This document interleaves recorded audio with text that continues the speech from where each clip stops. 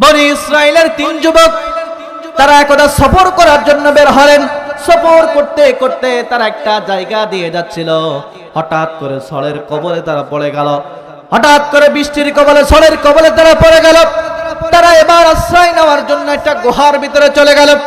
যখনই তারা একটা গুহার ভিতরে ঢুকলো, হঠাৎ করে গুহার মুখে বিরাট একটা পাথর এসে গুহার মুখটাকে বন্ধ করে দিল।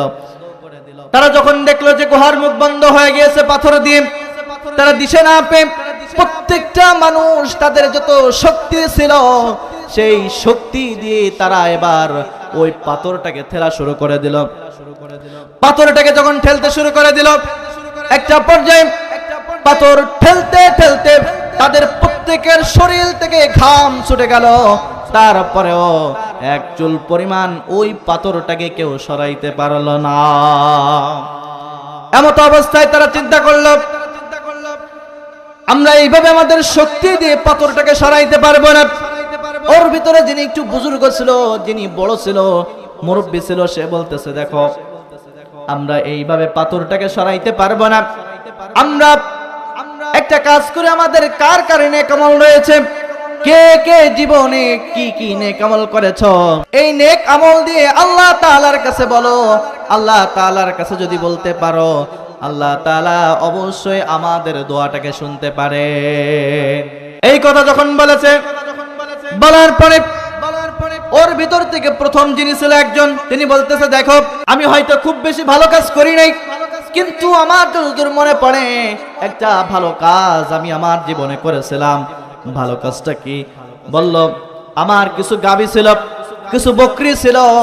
এই বকরির দুধ দহন করে প্রত্যেকটা দিন আমি আগে আমার মাকে খাওয়াইতাম, এরপরে আমার যে সন্তানগুলো ছিল আমি তাদেরকে খাওয়াইতাম। একটা দিন হয়ে গেল, আমার মা রাতের বেলায় ঘুমিয়ে পড়ল, কিন্তু আমার সন্তানরা ক্ষুধার যন্ত্রণায় ছটফট করতে লাগলো আর বলতে লাগলো, আমি আর ক্ষুধার যন্ত্রণা সহ্য করতে পারি না বাবা, আমাদেরকে একটু দুধ দাও। কিন্তু আমি আমার সন্তানকে দুধ দেই নাই, কারণ আমার মা এখনো পর্যন্ত দুধ পান করে নাই, এজন্য আমি আমার সন্তানকে দুধ খাওয়াই নাই। আমি আমার মায়ের মাথার কাছে দাঁড়িয়েছিলাম। যখন আমার মার ঘুম ভেঙেছে সকালবেলায়, তখন আমি আমার মাকে দুধ খাইয়েছি, এরপরে আমার ক্ষুধার্ত সন্তানদেরকে আমি দুধ পান করিয়েছি। হয়তো এটাই আমার জীবনের কোন নেক আমল হতে পারে, এটাই হয়তো আমার জীবনের কোনো ভালো আমল হতে পারে। এইটা যখন বলে আল্লাহ তাআলার কাছে এই ওসিলা দিয়ে দোয়া করেছে, মুহূর্তের ভিতরে ওই গুহার 3 ভাগের 1 ভাগ কেমন জানি পাথরটা সরে গিয়েছে। ওর ভিতরে দ্বিতীয় যে ব্যক্তি ছিল, সে বলল, আমার হয়তো জীবনের খুব বেশি ভালো কোনো কাজ নাই, কিন্তু আমার মনে পড়ে আমি একটা কাজ করেছিলাম। আমার বাড়ি একটা শ্রমিক ছিল, আমার বাড়ি একটা কাজের লোক ছিল, তিনি আমার মাসে প্রত্যেকটা দিন কাজ করতো, মাসিক একটা বেতন তার জন্য ধার্য করা ছিল। কিন্তু একটা দিন হঠাৎ করে সে তার বাড়ি থেকে চলে গেল, আমাকে না বলে বেতন না নিয়ে সে চলে গেল। তার যে পাওনা টাকা ছিল, সেই পাওনা টাকা দিয়ে আমি একটা বকরি বা কোনো জন্তু আমি কিনেছিলাম, ছাগল বা পশু কিছু একটা কিনেছিলাম। এরপরে আমি আমার এই পশুটা বা ওই বকরিটা আমি পালন করেছি। পালন করতে করতে একটা সময় তার থেকে বাচ্চা হতে হতে বিরাট একটা পশুর পাল হয়ে গিয়েছে। এমন একটা সময় তিনি আমার বাড়ির সামনে চলে আসলেন, আমার কাছে চলে আসলেন। আসার পরে বলতেছে, মালিক আমি আপনার বাড়িতে কাজ করতাম, আমার কিছু পাওনা টাকা ছিল, আজকে আমি ওই পাওনা টাকা নেওয়ার জন্য আপনার কাছে এসেছি। এটা যখন বলেছে, বলার পরে বলতেছে, দেখো ওই যে বকরির পালগুলো দেখা যায়, বিরাট বকরির পাল, ওই বকরির পালগুলো সব তোমার, তুমি ওখান থেকে নিয়ে যাও। কথা কয় না? সুবহানাল্লাহ বলেন না? আপনাদের কি বিশ্বাস হবে? কারণ না বলে কাজের থেকে চলে গেছে। পাওনা টাকা তো আপনি দিতেন না, উল্টো আরো কি করতেন? মার দিতেন না? আসছে কয় ওই যে বকরির পাল দেখা যায় সব তোমার। কয় মালিক মস্করা করেন, মজা করেন। কয় কেন? বলে আমি তো আপনার কাছে পাওনা টাকা হয়তো সামান্য কিছু পাবো, আর পুরা বকরির পাল আপনি আমাকে দিয়ে দেন। আমি তো আর ভাবলাম আপনি আমাকে মারধর না দেন, আমি তো এই ভয়তে ছিলাম। বলল শোনো, আমি তোমার সাথে কোনো মজা করি না, তোমার সাথে আমি কোনো রসিকতা করি না। তোমার যে পাওনা টাকা ছিল সেই পাওনা টাকা দিয়ে আমি একটা পশু কিনেছিলাম, একটা বকরি কিনেছিলাম। আর সেই বকরি থেকে আজকে বকরি হতে হতে হতে হতে গোটা বকরির পাল হয়ে গিয়েছে। এর ভিতরে আমার কোনো হক নাই, সব হক হলো তোমার। আজকে আমি সমস্ত বকরির পাল আমি তোমাকে দিয়ে দিলাম। সমস্ত বকরির পাল দিয়ে দিল, সে খুশি হয়ে চলে গেল। বলল আল্লাহ তাআলা, এই ভালো কাজটা যদি তোমার পছন্দ হয়ে যায়, এই ভালো কাজের ওসিলা দিয়ে আল্লাহ তাআলা তুমি আমার দোয়াটাকে কবুল করে নাও। এই ভালো কাজের ওসিলা দিয়ে তুমি আমাদের এই বিপদ থেকে মুক্তি দিয়ে দাও। এই কথা বলতে দেরি হয়েছে, মুহূর্তের ভিতরে ওই যে পাথরটা ছিল গুহার ভিতরে, ওই পাথরটা আর একটু সরে গিয়েছে, আর একটু সরে গিয়েছে। এরপরে তৃতীয় যে ব্যক্তি ছিল, তৃতীয় ব্যক্তি বলতেছে আমার হয়তো একটা ভালো কাজ আছে। বলল কি কাজ? বলল শোনো, আমার একটা সুন্দরী চাচাতো বোন ছিল, আমি আমার চাচাতো বোনকে খুব বেশি পছন্দ করতাম, এত সুন্দরী ছিল, আমার মন চাইতো তার সাথে আমি খারাপ কাজ করি, জেনা করি, এমন আমার মন সব সময়ের জন্য চাইতো। কিন্তু হঠাৎ করে তার বিবাহ হয়ে গেল, অন্য জায়গায় বিবাহ হয়ে গিয়েছে, কিন্তু আমার মন এখনো তার দিকে ঝুঁকে আছে। আমার এখনো তার কথা এখনো মনে হয়, আমি তাকে এখনো বলতে পারি নাই। একটা সময় কি কঠিন বিপদের মুহূর্তে পড়ে গেল, সে ডিভোর্স হয়ে গেল। কঠিন বিপদের মুহূর্তে আমার কাছে সাহায্যের জন্য আসলো, টাকার জন্য আসলো আমার কাছে।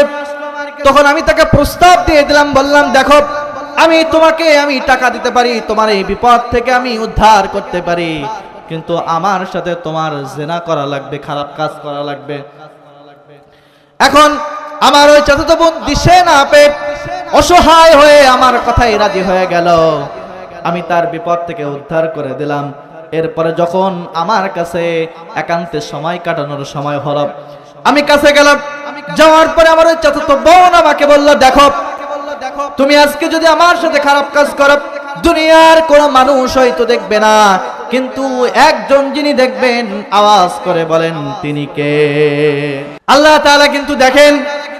বলল দেখো, দুনিয়ার কোনো মানুষ হয়তো দেখবে না, আল্লাহ তাআলাকে দেখবে। আর এই যে পাপ অন্যায় তুমি আমার সাথে করছো, এর কারণে কাল কিয়ামতের ময়দানে আল্লাহ তাআলার দরবারে তোমাকে কিন্তু আসামি হয়ে দাঁড়ানো লাগবে। সেই দিন ওই বিভীষিকা মুহূর্তে তুমি কি জবাব দিবা? সেই দিন তুমি ওই জায়গায় আল্লাহ তাআলাকে কি বলবা? এই কথা যখন বলেছে, বলার পরে আল্লাহ আমার অন্তরটা গলে গিয়েছিল। আমার অন্তরটা গলে যাওয়ার কারণে আমি ওই দিন আল্লাহ তোমার ভয়ে আমি আমার ওই সুন্দরী চাচাতো বোনকে কাছে পাওয়ার পরেও আমি অন্যায় কোনো কাজের ভিতরে লিপ্ত হই নাই। আল্লাহ তাআলা তোমার ভয়ে যে আমি এই যে খারাপ কাজ থেকে ফিরে এসেছি, যদি এই কাজটা তোমার কাছে পছন্দ হয়ে যায়, এই ওসিলাই করে আল্লাহ তাআলা তুমি আমার জীবনে গুনাহ খাতাগুলো মাফ করে দাও এবং এই বিপদ থেকে আমাদেরকে তুমি উদ্ধার করো। এই কথা বলতে দেরি হয়েছে, ওই যে পাথরের মুখে একটু ফাঁকা জায়গা ছিল, ওই ফাঁকা জায়গা আর থেকে সরে গেল পাথরটা, আর সমস্ত গুনাহের মুখটা খুলে যে তাদেরকে বের হওয়ার জন্য সুযোগ করে দিল। সুবহানাল্লাহ। আমরা প্রত্যেকে দোয়া করি, এমন কোন মানুষ নাই যেই মানুষটা আল্লাহ তাআলার কাছে চাই না। কিন্তু আপনি যদি আমি যদি সিস্টেম হয়ে আল্লাহ তাআলার কাছে চাইতে পারি, আল্লাহ তাআলা কোশ্চিন কালেও আমাদের দোয়া কোনোদিন ফেরত দেবে না। সুবহানাল্লাহ। এক নম্বরে আল্লাহ তাআলার সুন্দর কিছু নাম রয়েছে, সিফাতি কিছু নাম রয়েছে। আপনি আমি যদি ওই সিফাতি নাম ধরে ধরে আল্লাহ তাআলার কাছে চাইতে পারি, আল্লাহ তাআলা আপনার আমার প্রত্যেকটা দোয়াকে কবুল করে নিবে। সুবহানাল্লাহ। আল্লাহ তাআলা কোরআনুল কারীমের সূরাতুল আরাফের 180 নম্বর আয়াতের ভিতরে আল্লাহ তাআলা বললেন, ওয়ালিল্লাহিল আসমাউল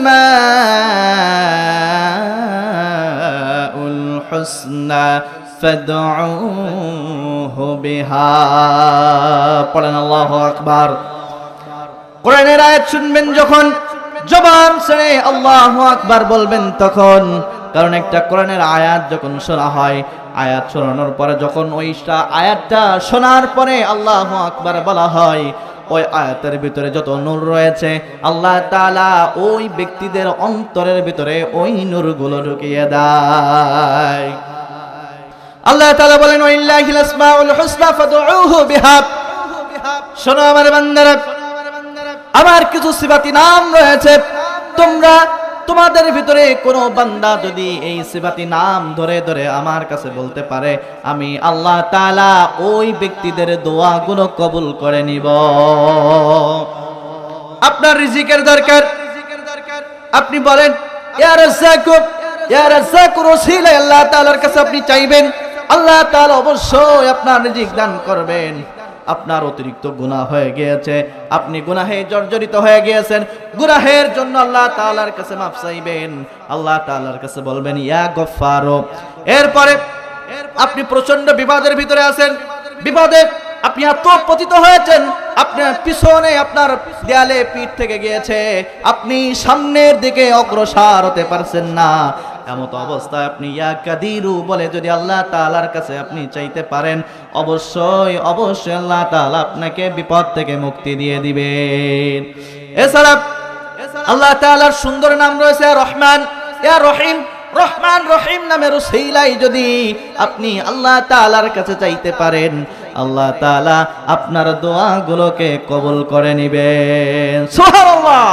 তাহলে গুনাহ মাফের জন্য কি বলতে হবে? ইয়া গফফারু। কি বলবেন?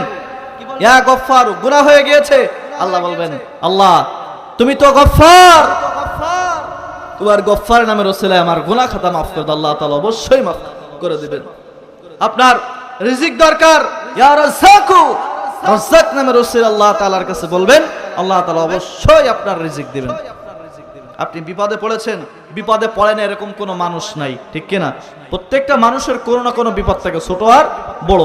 যখন আপনি বিপদে পড়ে যাবেন, ইয়া কাদিরু এই নামের ওসিলায় আল্লাহ তাআলার কাছে বলবেন, অবশ্যই আল্লাহ তাআলা আপনার বিপদ থেকে মুক্তি দিয়ে দিবেন। তাহলে এক নম্বর কি, দোয়া কবুল কিভাবে হয়? আল্লাহ তাআলার যে সিফাতি নাম রয়েছে, সুন্দর সুন্দর নাম রয়েছে, এগুলোর ওসিলায় যদি আল্লাহ তাআলার কাছে বলা হয় তাহলেই দোয়া কবুল হয়।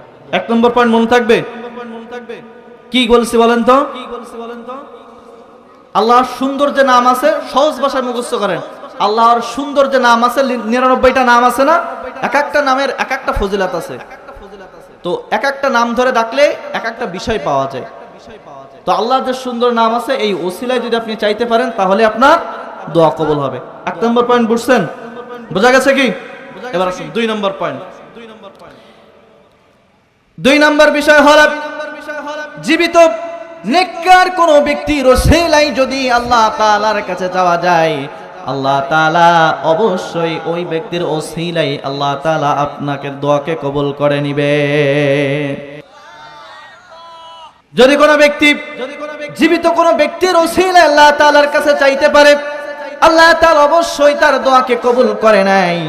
কিন্তু আপনি যদি মরা কোনো ব্যক্তির ওসিলা করে চান, এইটা আল্লাহ তাআলার দরবারে কবুল হয় না।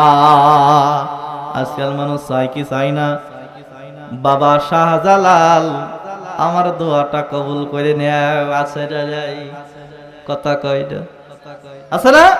বাবার দরবারে যে সেজদা দেয়, গরু মানত করে, ছাগল মানত করে, এরপরে বাবার কাছে চায়, এরকম মানুষ আছে না নাই? মরা মানুষ কি কিছু দিতে পারে? আরে তার কবরে কি হচ্ছে সে নিজেই তার হিসাব দিতে পারতেছে না, আপনারটা কেমনে নেই, ঠিক না? এজন্য জীবিত মানুষ যারা নেককার মানুষ, এরকম ভালো ভালো মানুষের ওসিলায় আপনি আল্লাহ তাআলার কাছে চাইবেন, অবশ্যই আল্লাহ তাআলা আপনার দোয়াটাকে কবুল করে নেবেন। ওমর ফারুকের জামানায় তিনি যখন খলিফা ছিলেন, এমন সময় ওই রাষ্ট্রের ভিতরে খরা দেখা দিল। অনেক বছর যাবত, অনেক দিন যাবত বৃষ্টি হয় না। সমস্ত মানুষগুলো বৃষ্টির খরায় অনাবৃষ্টিতে অতিষ্ঠ হয়ে গিয়েছে। প্রত্যেকটা জায়গায় মানুষগুলো অতিষ্ঠ, বৃষ্টি হয় না। এমত অবস্থায় হযরত ওমর ফারুক রাদিয়াল্লাহু তাআলা আনহু তিনি প্রত্যেককে নিয়ে দোয়া করলেন। হযরতে আব্বাস রাদিয়াল্লাহু তাআলা আনহু রাসূলে দোয়া করলেন। আল্লাহ তাআলাকে বললেন, আল্লাহ নবীজি বেঁচে থাকা অবস্থায় তার ওসিলায় আমরা দোয়া করতাম, কিন্তু এখন তো তিনি নাই, তার চাচা রয়েছে। আল্লাহ তাআলা ইবনে আব্বাস রাদিয়াল্লাহু তাআলা আনহুর ওসিলায় আমাদের দোয়াখানাকে কবুল করে নাও এবং আমাদের জন্য তুমি বৃষ্টি পাঠাও। এই কথা বলতে দেরি হয়েছে, আল্লাহ তাআলা বৃষ্টি নাজিল করতে, বৃষ্টি পাঠাতে দেরি করে নাই। এজন্যই যখনই আল্লাহ তাআলার কাছে কিছু চাওয়ার হবে, অবশ্যই অবশ্যই আপনারা নেককার কোন মানুষের ওসিলায় আল্লাহ তাআলার কাছে চাইবেন। তাহলে এক নম্বর বলেছে আল্লাহর সুন্দর নাম ধরে যদি আল্লাহ তাআলার কাছে চাওয়া হয়, আল্লাহ তাআলা দোয়া কবুল করেন। দুই নম্বর বলেছি যে জীবিত নেককার কোন মানুষের ওসিলায় যদি চাওয়া হয়, তাহলে আল্লাহ তাআলা দোয়াটাকে কবুল করেন। মনে থাকবে দুইটা। এবার আসুন তিন নম্বর, দোয়া ইউনুস। আমরা প্রত্যেকে জানি না, বলেন তো কি?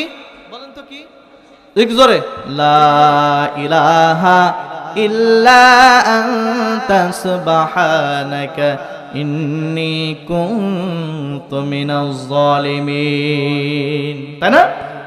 এই দোয়া ইউনুসের ওসিলায় যদি দোয়া ইউনুসকে ওসিলা করে আল্লাহ তাআলার কাছে যদি চাওয়া হয়, আল্লাহ তাআলা এই দোয়াটাকেও কবুল করে নেন। হযরত ইউনূস আলাইহিস সালাতু ওয়াস সালাম তার কওমের লোকদেরকে দ্বীনের দাওয়াত দেওয়া শুরু করলেন। যখন দ্বীনের দাওয়াত দেওয়া শুরু করলেন, কিছু লোক তার কথা শুনলো এবং অধিকাংশ লোক তার বিরোধিতা করলো, কেউ ঈমান আনলো না।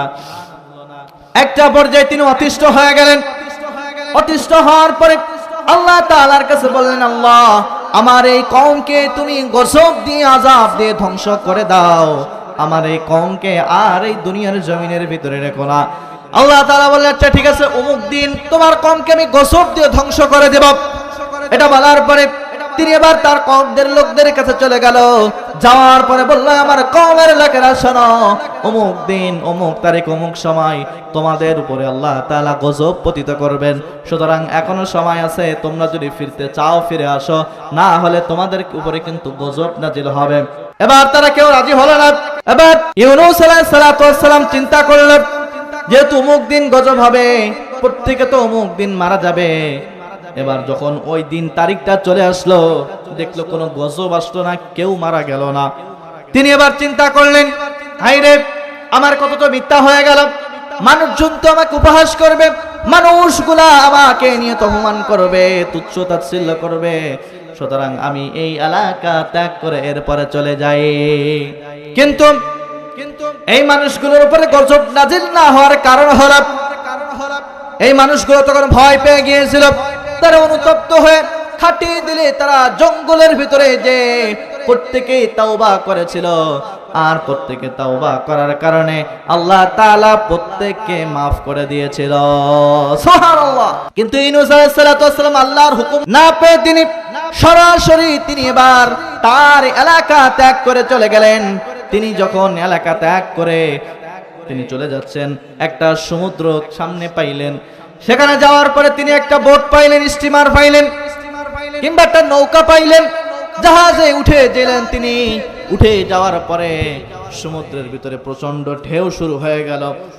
তখন জাহাজের নাবিক বলতেছে, এই জাহাজের ভিতরে যতগুলো মানুষ আছে, কিছু মানুষ বেশি হয়ে গিয়েছে, এর ভিতরে থেকে একজনকে এই সাগরের ভিতরে ফেলে দিতে হবে, তা না হলে মুহূর্তের ভিতরে জাহাজ ডুবে যাবে, আমরা প্রত্যেককে মারা যাব। কাকে ফেলবে? কাউকে পাই না। এবার চিন্তা করলো, আমরা লটারি করি, যার নামটা আসবে আমরা তাকেই সমুদ্রের ভিতরে ফেলে দেব। এবার প্রথমবার লটারি করলো, আর কারোর নাম আসলো না, হযরতে ইউনূস আলাইহিস সালামের নামটা চলে আসলো। প্রত্যেকে পরামর্শ করে বলতেছে, আহারে বেচারা হুজুর মানুষ, না একে ফেলার দরকার নাই, একে রেখে দেই, আমরা আরেকবার লটারি করি, দেখি আর কাউকে ফেলা যায় কিনা। দ্বিতীয়বার যখন লটারি করল, আবার ইউনূস আলাইহিস সালামের নাম চলে আসলো। এবার তারা চিন্তা করতেছে, না হুজুর মানুষ, মায়া লাগে, কষ্ট লাগে, না ফেলা যাবে না।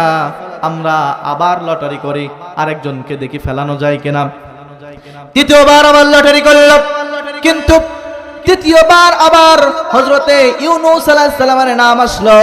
তখন ইউনূস আলাইহিস সালামের আর বুঝতে বাকি থাকলো না, হয়তো আমার কোনো ভুল হয়ে গিয়েছে, এজন্যই আমার নামটা এমন ভাবে আসে, আর আল্লাহ হয়তো আমাকে কোনো পরীক্ষা করার জন্য করতেছে, আমার হয়তো কোনো পরীক্ষা করতেছে আমার উপরে। তিনি বললেন কোনো সমস্যা নাই, আমাকে ফেলে দাও। এবার যখন ইউনূস আলাইহিস সালামকে ফেলে দিল, ফেলে দেওয়ার পরে একটা মাছ এসে ইউনূস আলাইহিস সালামকে গিলে খেয়ে ফেললো। আবার এক বর্ণনায় পাওয়া যায় ওই মাছকে আরেক মাছ গিলে খেয়ে ফেলেছিল। কেউ বলেছে একটা মাছ গিলে খেয়েছে, আবার কেউ বলেছে ওই গিলে খাওয়া মাছকে আরেকটা মাছ গিলে খেয়েছে। এরপরে সমুদ্রের অন্ধকার, মাছের পেটের ভিতরের অন্ধকার, আবার আরেকটা মাছের পেটের ভিতরের অন্ধকার, তিনটা অন্ধকারের ভিতরে যখন তিনি পতিত হলেন, তিনি বুঝতে পারলেন আমার গুনাহ হয়ে গিয়েছে, আমার ভুল হয়ে গিয়েছে। তিনি আর এক মুহূর্তের জন্য তিনি আর কোনো কিছু চিন্তা না করে তিনি এবার আল্লাহ তাআলার কাছে বলে ফেললেন, আল্লাহ তাআলা আমি বুঝতে পেরেছি আমি অন্যায় করে ফেলেছি, আমি সাক্ষ্য দিচ্ছি। তখন তিনি এই দোয়াটা পড়েছিলেন, দোয়া ইউনূস, লা ইলাহা ইল্লা আনতা সুবহানাকা ইন্নী কুনতু মিনাজ জালিমিন। তখন বলেন আল্লাহ আমি সাক্ষ্য দিচ্ছি তুমি ছাড়া উপাস্য আর কেউ নাই, আমি আমার নফসের উপরে গুনাহ করে ফেলেছি, নফসের উপরে আমি জুলুম করে ফেলেছি, আল্লাহ তাআলা আমি ভুল বুঝতে পেরেছি, তুমি আমাকে ক্ষমা করে দাও। যখন এই দোয়া ইউনূসের ওসিলায় আল্লাহ তাআলার কাছে চাইলো, আল্লাহ তাআলার সাথে সাথে তার দোয়াটাকে কবুল করে ওই মাছের পেট থেকে একটা সাগরের উপরে তাকে বমি করে রেখে দিল। সুবহানাল্লাহ। এজন্য যখনই আপনি কঠিন বিপদের মুহূর্তে পড়বেন, তখন দোয়া ইউনূসকে ওসিলা করে আল্লাহ তাআলার কাছে বলবেন, আল্লাহ তাআলার কাছে চাইবেন। অবশ্যই ওই ইউনূস নবীকে যেমন ভাবে আল্লাহ তাআলা মাছের পেটের ভেতর থেকে রেহাই দিয়েছিল, আপনাকেও কঠিন বিপদ থেকে একজন রেহাই দিবে। আওয়াজ করে বলেন তিনি কে? আল্লাহ তাআলা আপনাদেরকে রেহাই দিবে। এরপরে 4 নাম্বার এবং সর্বশেষ হলো আপনার যে নেক আমল রয়েছে, এই নেক আমলের ওসিলায় যদি আপনি আল্লাহ তাআলার কাছে চাইতে পারেন, আল্লাহ তাআলা আপনার ওই নেক আমলের ওসিলায় আপনার দোয়াটাকে কবুল করুন। পড়ুন সুবহানাল্লাহ। আপনি জীবনে অনেক নেক আমল করেছেন না, ভালো কাজ, আপনার মনে হয় যে আমি কিছু ভালো কাজ করেছি, এরকম ভালো কাজের ওসিলায় যদি আল্লাহ তাআলার কাছে চাইতে পারেন, আল্লাহ তাআলা আপনার দোয়া অবশ্যই কবুল করবেন। হাদিসের ভিতরে এসেছে বনি ইসরাইলের 3 যুবক তারা একদা সফর করার জন্য বের হলেন। সফর করতে করতে তারা একটা জায়গা দিয়ে যাচ্ছিল, হঠাৎ করে ঝড়ের কবলে তারা পড়ে গেল, হঠাৎ করে বৃষ্টির কবলে ঝড়ের কবলে তারা পড়ে গেল। তারা এবার আশ্রয় নেওয়ার জন্য একটা গুহার ভিতরে চলে গেল। যখনই তারা একটা গুহার ভিতরে ঢুকলো, হঠাৎ করে গুহার মুখে বিরাট একটা পাথর এসে গুহার মুখটাকে বন্ধ করে দিল। তারা যখন দেখলো যে গুহার মুখ বন্ধ হয়ে গিয়েছে পাথর দিয়ে, তারা দিশে না পেয়ে প্রত্যেকটা মানুষ তাদের যত শক্তি ছিল সেই শক্তি দিয়ে তারা এবার ওই পাথরটাকে ঠেলা শুরু করে দিল। পাথরটাকে যখন ঠেলতে শুরু করে দিল, একটা পর্যায়ে পাথর ঠেলতে ঠেলতে তাদের প্রত্যেকের শরীর থেকে ঘাম ছুটে গেল। তারপরেও এক চুল পরিমাণ ওই পাথরটাকে কেউ সরাইতে পারল না। এমত অবস্থায় তারা চিন্তা করলো, আমরা এইভাবে আমাদের শক্তি দিয়ে পাথরটাকে সরাইতে পারবো না।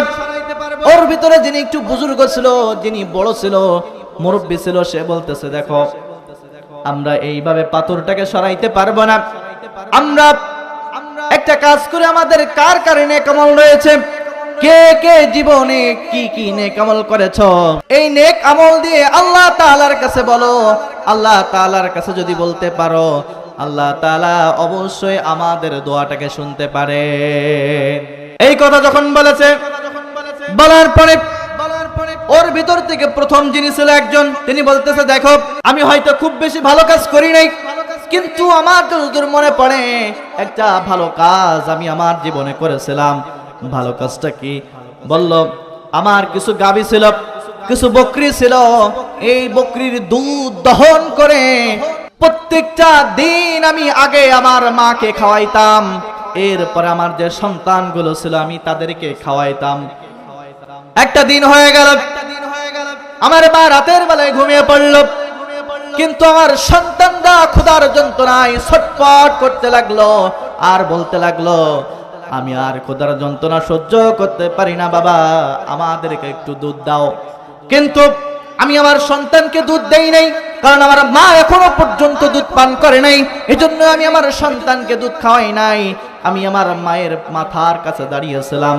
যখন আমার মার ঘুম ভেঙেছে সকালবেলায়, তখন আমি আমার মাকে দুধ খাইয়েছি, এরপরে আমার ক্ষুধার্ত সন্তানদেরকে আমি দুধ পান করিয়েছি। হয়তো এটাই আমার জীবনের কোনো নেক আমল হতে পারে, এটাই হয়তো আমার জীবনের কোনো ভালো আমল হতে পারে।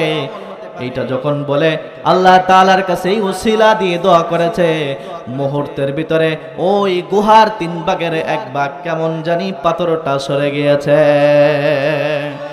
ওর ভিতরে দ্বিতীয় যে ব্যক্তি ছিল সে বলল, আমার হয়তো জীবনের খুব বেশি ভালো কোনো কাজ নাই, কিন্তু আমার মনে পড়ে আমি একটা কাজ করেছিলাম। আমার বাড়ি একটা শ্রমিক ছিল, আমার বাড়ি একটা কাজের লোক ছিল, তিনি আমার মাসে প্রত্যেকটা দিন কাজ করত, মাসিক একটা বেতন তার জন্য ধার্য করা ছিল। কিন্তু একটা দিন হঠাৎ করে সে তার বাড়ি থেকে চলে গেল, আমাকে না বলে বেতন না নিয়ে সে চলে গেল। তার যে পাওনা টাকা ছিল সেই পাওনা টাকা দিয়ে আমি একটা বকরি বা কোন জন্তু আমি কিনেছিলাম, ছাগল বা পশু কিছু একটা কিনেছিলাম। এরপরে আমি আমার এই পশুটা বা ওই বকরিটা আমি পালন করেছি। পালন করতে করতে একটা সময় তার থেকে বাচ্চা হতে হতে বিরাট একটা পশুর পাল হয়ে গিয়েছে। এমন একটা সময় তিনি আমার বাড়ির সামনে চলে আসলেন, আমার কাছে চলে আসলেন। আসার পরে বলতেছে, মালিক আমি আপনার বাড়িতে কাজ করতাম, আমার কিছু পাওনা টাকা ছিল, আজকে আমি ওই পাওনা টাকা নেওয়ার জন্য আপনার কাছে এসেছি। এটা যখন বলেছে, বলার পরে বলতেছে, দেখো ওই যে বকরির পালগুলো দেখা যায়, বিরাট বকরির পাল, ওই বকরির পালগুলো সব তোমার, তুমি ওখান থেকে নিয়ে যাও। কথা কয় না? সুবহানাল্লাহ বলেন না? আপনাদের কি বিশ্বাস হবে? কারণ না বলে কাজের থেকে চলে গেছে। পাওনা টাকা তো আপনি দিতেন না, উল্টো আরো কি করতেন? মার দিতেন না? আসছে কয় ওই যে বকরির পাল দেখা যায় সব তোমার। কয় মালিক মস্করা করেন, মজা করেন। কয় কেন? বলে আমি তো আপনার কাছে পাওনা টাকা হয়তো সামান্য কিছু পাবো, আর পুরো বকরির পাল আপনি আমাকে দিয়ে দেন। আমি তো আর ভাবলাম আপনি আমাকে মারধর না দেন, আমি তো এই ভয়তে ছিলাম। বললো, শোনো আমি তোমার সাথে কোনো মজা করি না, তোমার সাথে আমি কোনো রসিকতা করি না। তোমার যে পাওনা টাকা ছিল সেই পাওনা টাকা দিয়ে আমি একটা পশু কিনেছিলাম, একটা বকরি কিনেছিলাম, আর সেই বকরি থেকে আজকে বকরি হতে হতে হতে হতে গোটা বকরির পাল হয়ে গিয়েছে। এর ভিতরে আমার কোনো হক নাই, সব হক হলো তোমার। আজকে আমি সমস্ত বকরির পাল আমি তোমাকে দিয়ে দিলাম। সমস্ত বকরির পাল দিয়ে দিল, সে খুশি হয়ে চলে গেল। বলল, আল্লাহ তাআলা এই ভালো কাজটা যদি তোমার পছন্দ হয়ে যায়, এই ভালো কাজের ওসিলা দিয়ে আল্লাহ তাআলা তুমি আমার দোয়াটাকে কবুল করে নাও। এই ভালো কাজের ওসিলা দিয়ে তুমি আমাদের এই বিপদ থেকে মুক্তি দিয়ে দাও। এই কথা বলতে দেরি হয়েছে, মুহূর্তের ভিতরে ওই যে পাথরটা ছিল গুহার ভিতরে, ওই পাথরটা আর একটু সরে গিয়েছে, আর একটু সরে গিয়েছে। এরপরে তৃতীয় যে ব্যক্তি ছিল, তৃতীয় ব্যক্তি বলতেছে, আমার হয়তো একটা ভালো কাজ আছে। বলল, কি কাজ? বলল, শোনো আমার একটা সুন্দরী চাচাতো বোন ছিল, আমি আমার চাচাতো বোনকে খুব বেশি পছন্দ করতাম, এত সুন্দরী ছিল, আমার মন চাইতো তার সাথে আমি খারাপ কাজ করি, জেনা করি, এমন আমার মন সব সময়ের জন্য চাইতো। কিন্তু হঠাৎ করে তার বিবাহ হয়ে গেল, অন্য জায়গায় বিবাহ হয়ে গিয়েছে, কিন্তু আমার মন এখনো তার দিকে ঝুঁকে আছে। আমার এখনো তার কথা এখনো মনে হয়, আমি তাকে এখনো ভুলতে পারি নাই। একটা সময় কি কঠিন বিপদের মুহূর্তে পড়ে গেল, সে ডিভোর্স হয়ে গেল, কঠিন বিপদের মুহূর্তে আমার কাছে সাহায্যের জন্য আসলো, টাকার জন্য আসলো আমার কাছে। তখন আমি তাকে প্রস্তাব দিয়ে দিলাম, বললাম দেখো আমি টাকা দিতে পারি, তোমার এই বিপদ থেকে আমি উদ্ধার করতে পারি, কিন্তু আমার সাথে তোমার জিনা করা লাগবে, খারাপ কাজ করা লাগবে। এখন আমার ওই চাচাতো বোন দিশে না পেয়ে অসহায় হয়ে আমার কথাই রাজি হয়ে গেল। আমি তার বিপদ থেকে উদ্ধার করে দিলাম। এরপরে যখন আমার কাছে একান্তে সময় কাটানোর সময় হলো, আমি কাছে গেলাম। যাওয়ার পরে আমার ওই চাচাতো বোন আমাকে বলল, দেখো তুমি আজকে যদি আমার সাথে খারাপ কাজ করো, দুনিয়ার কোন মানুষ হয়তো দেখবে না, কিন্তু একজন যিনি দেখবেন, আওয়াজ করে বলেন তিনি কে? আল্লাহ তাআলা কিন্তু দেখেন। বলল দেখো দুনিয়ার কোন মানুষ হয়তো দেখবে না, আল্লাহ তাআলাকে দেখবে। আর এই যে পাপ অন্যায় তুমি আমার সাথে করছো, এর কারণে কাল কিয়ামতের ময়দানে আল্লাহ তাআলার দরবারে তোমাকে কিন্তু আসামি হয়ে দাঁড়ানো লাগবে।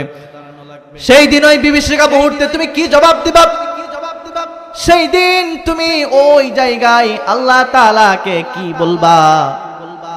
এই কথা যখন বলেছে, বলার পরে আল্লাহ আমার অন্তরটা গলে গিয়েছিল। আমার অন্তরটা গলে যাওয়ার কারণে আমি ওই দিন আল্লাহ তোমার ভয়ে আমি আমার ওই সুন্দরী চাচাতো বোনকে কাছে পাওয়ার পরেও আমি অন্যায় কোনো কাজের ভিতরে লিপ্ত হই নাই। আল্লাহ তাআলা তোমার ভয়ে যে আমি এই যে খারাপ কাজ থেকে ফিরে এসেছি, যদি এই কাজটা তোমার কাছে পছন্দ হয়ে যায়, এই ওসিলাই করে আল্লাহ তাআলা তুমি আমার জীবনে গুনাহ খাতাগুলো মাফ করে দাও এবং এই বিপদ থেকে আমাদেরকে তুমি উদ্ধার করো। এই কথা বলতে দেরি হয়েছে। ওই যে পাথরের মুখে একটু ফাঁকা জায়গা ছিল, ওই ফাঁকা জায়গা আর থেকে সরে গেল পাথরটা, আর সমস্ত গুনাহের মুখটা খুলে যে তাদেরকে বের হওয়ার জন্য সুযোগ করে দিল। সুবহানাল্লাহ। যখন তিনজন এইভাবে ওসিলা দিয়ে দোয়া করলো, তাদের গুহার মুখ থেকে পাথরটা সরে গেল এবং প্রত্যেকে বিপদ মুক্ত হয়ে ওই জায়গা থেকে বের হয়ে গেল। এজন্য যখনই বিপদে পড়বেন, আল্লাহ তাআলার কাছে কোনো কিছু চাওয়ার হবে, আপনার যে নেক কাজ আছে সেই নেক কাজের ওসিলা দিয়ে আল্লাহ তাআলার কাছে চাইতে হবে। তাহলে দোয়া কবুলের কয়টা শর্ত বলেছিলাম বলেন তো? 4টা শর্ত বলেছিলাম। 1 নম্বরে কি বলেছিলাম? আল্লাহর যে সুন্দর যে নাম আছে এটা ধরে বলতে হবে, এই তো মাশাআল্লাহ। 2 নম্বরে কি বলেছিলাম? নেককার কোন ব্যক্তির জীবিত নেককার কোন ব্যক্তির ওসিলা দিয়ে আল্লাহ তাআলার কাছে চাইতে হবে। 3 নম্বর কি বলেছিলাম? দোয়া ইউনূসের ওসিলায়। 4 নম্বর কি বললাম? হ্যাঁ, ভালো কাজের এই যে সুন্দর, এই যে আলোচনা কি মুখস্থ হয়ে গেল না? তাহলে পয়েন্ট কি বলেন তো? আজকে মূল উদ্দেশ্য কি ছিল? দোয়া কবুলের শর্ত কয়টা বলছি? 4টা। সুন্দর আল্লাহর যে নামগুলো আছে সেগুলো ধরে ডাকলে দোয়া কবুল হয়। এরপরে জীবিত নেককার কোন ব্যক্তির ওসিলা দিয়ে আল্লাহ তাআলার কাছে চাইলে দোয়া কবুল হয়। 3 নম্বর দোয়া ইউনুস, এই ওসিলা দিয়ে কালেমার ওসিলা দিয়ে আল্লাহ তাআলার কাছে বললে দোয়া কবুল হয়। 4 নম্বর এবং সর্বশেষ হলো নেক কাজের ওসিলা দিয়ে যদি আল্লাহ তাআলার কাছে আপনি চাইতে পারেন, আল্লাহ তাআলা আপনার দোয়া অবশ্যই কবুল করে নেয়। এরপরে এখানে যারা উপস্থিত আছেন, আমাদের ভিতরে জান্নাতে যেতে চাই না কে কে? হাত উঁচু করেন তো। প্রত্যেকে কি জান্নাতে যেতে চান? জান্নাতে যেতে চাই কে কে? একটু হাত উঁচু করেন। প্রত্যেকে আমরা জান্নাতে চাই না? এখন জান্নাতে যাওয়ার জন্য কিছু কাজ করার দরকার আছে না নাই? আছে না? আচ্ছা, জান্নাতে যাওয়ার সহজ 4টা আমলের কথা বলবো। কয়টা? জান্নাতে যাওয়ার সহজ 4টা আমল। 1 নম্বরে 5 ওয়াক্ত যে নামাজ রয়েছে সেই নামাজগুলো আপনারা ঠিকঠাক ভাবে আদায় করবেন। সালাত জান্নাতের চাবি। নামাজ যদি আপনি না পড়েন, আপনি জান্নাতে যেতে পারবেন না। সময় মতো মনোযোগ সহকারে সালাত আদায় আপনাকে করতে হবে। নামাজ ছাড়া কোনো আমল পূর্ণ হয় না। 2 নম্বরে আল্লাহর ভয় করে গুনাহ ছেড়ে দিতে হবে। 1 নম্বরে কি করতে হবে? সময় মতো নামাজ আদায় করতে হবে। 2 নম্বরে আল্লাহ তাআলার ভয়ে গুনাহকে ছেড়ে দিতে হবে। প্রকাশ্যে গুনাহ, গোপনে গুনাহ সমস্ত গুনাহকে আপনাকে আল্লাহ তাআলার জন্য ছেড়ে দিতে হবে এবং তাকওয়া অবলম্বন করতে হবে। আর যদি আপনি তাকওয়া অবলম্বন করতে পারেন, আল্লাহর ভয় যদি আপনি অবলম্বন করতে পারেন, আল্লাহ তাআলা বলেছে তাকওয়া বান্দার জন্য জান্নাত যিনি নিশ্চিত করেছেন তিনি কে? এক নম্বরে 5 ওয়াক্ত নামাজ আদায় করতে হবে। 2 নম্বরে আল্লাহর ভয়ে সমস্ত গুনাহগুলো ছেড়ে দিতে হবে। 3 নম্বরে এই যে জিহ্বা রয়েছে সেই জিহ্বার হেফাজত আপনাকে করতে হবে। প্রশ্ন হতে পারে জিহ্বার হেফাজত কিভাবে করব? গীবত রয়েছে, পরনিন্দা রয়েছে, মিথ্যা কথা রয়েছে, এই সমস্ত বিষয় যদি আপনি ছেড়ে দিতে পারেন, ঝগড়া বিবাদ যদি ছেড়ে দিতে পারেন, তাহলে আপনার এই জিহ্বার হেফাজত হয়ে যাবে। সব সবার জন্য ভালো ভালো কথা বলবেন আপনি, আর চেষ্টা করবেন চুপ থাকেন। চুপ থাকলে মান সমাতা নাজাত, যে ব্যক্তি চুপ থাকে সে কিন্তু নাজাত পায়, কারণ কথা কম বললেই কিন্তু ভুল কম হয়। এজন্য যখন কথা বলবেন ভালো ভালো কথা বলবেন, আর না হইলে একটু চুপ থাকবেন। এরপর 4 নাম্বার, মা বাবা ও পরিবারের সাথে সদাচরণ করবেন। আপনার যে মা বাবা রয়েছে তার খেদমত করবেন। নবী করিম সাল্লাল্লাহু আলাইহি ওয়াসাল্লাম বলেছেন, যে ব্যক্তি তার জীবন দশায় তার মা বাবাকে পেল, মা বাবাকে পাওয়ার পরে মা বাবার খেদমত করে জান্নাত ক্রয় করে নিতে পারলো না, ওই ব্যক্তির মতো হতভাগা এই দুনিয়ার জমিনের ভিতরে আর কেউ নাই। মা বাবাকে খেদমত যদি করে আপনি জান্নাত ক্রয় করে নিতে না পারেন, নবীজি বলেছে ওই ব্যক্তি ধ্বংস হোক, ওই ব্যক্তি ধ্বংস হোক, ওই ব্যক্তি ধ্বংস হোক। এজন্য যাদের মা বাবা বেঁচে আছে, মা বাবাকে খেদমত করতে কখনো ভুলবেন না। এরপরে পরিবারের সাথে ধৈর্য ধারণ করবেন এবং পরিবারের সাথে ভালো ব্যবহার করবেন। মানুষের হক যেটা আছে সেটা আদায় করবেন এবং ইবাদত বন্দেগী ঠিকমতো করবেন। এবং সবচাইতে বড় যে কথা সেটা হলো আত্মীয়তার বন্ধন আপনারা কখনো ছিন্ন করবেন না। আত্মীয়দের সাথে আপনি ভালো সম্পর্ক রাখবেন। নবী করিম সাল্লাল্লাহু আলাইহি ওয়াসাল্লাম বলেছেন, কেউ যদি চায় তার স্বামীর হায়াত বৃদ্ধি হোক, সে যেন তার স্বামীকে বলে আত্মীয়তার সম্পর্ক যেন ছিন্ন না করে, আত্মীয়দের খোঁজ যেন রাখে। তাহলে আপনি কি হবে? আপনার হায়াতটা বৃদ্ধি করে দিবেন কে? তাহলে জান্নাতে যাওয়ার সহজ কয়টা আমলের কথা বললাম? 4টা। 1 নম্বরে কি 5 ওয়াক্ত নামাজ ঠিকঠাক সুন্দর করে আদায় করতে হবে। 2 নম্বরে আল্লাহর ভয়ে গুনাহগুলো করা যাবে না, প্রকাশ্যে গোপনে কোনো গুনাহ করা যাবে না। 3 নম্বরে জিহ্বার হেফাজত করতে হবে। 4 নম্বরে মা বাবা ও পরিবারের সাথে সৎ আচরণ করতে হবে। আল্লাহ তাআলা আমাদের প্রত্যেককে যে কথাগুলো বলেছি সেগুলো আমাকে সহ আপনাদের সকলকে আমল করার তৌফিক দান করুক। প্রত্যেকে পড়েন আমিন। ভালো থেকো বন্ধু, যদি বেঁচে থাকি দেখা হবে আবার। ভালো থেকো বন্ধু, যদি বেঁচে থাকি দেখা হবে আবার। চারিদিকে মৃত্যুর হাহাকার শুনি, ক্রন্দন হৃদয়ে সবার। মনটাকে ধুয়ে মুছে সাফ করে নাও, বেলা বুঝে এসেছে যাবার। দেখা হবে আবার, দেখা হবে আবার। তোমাদের কথাগুলি মনে হলে অশ্রুরা দু চোখে নেমে আসে, ব্যথার সাগর হয়ে বহে নীরবে, স্মৃতির পাতাগুলি আপনি ভাসে। ক্ষমা করে দিও প্রিয় যদি না পারি।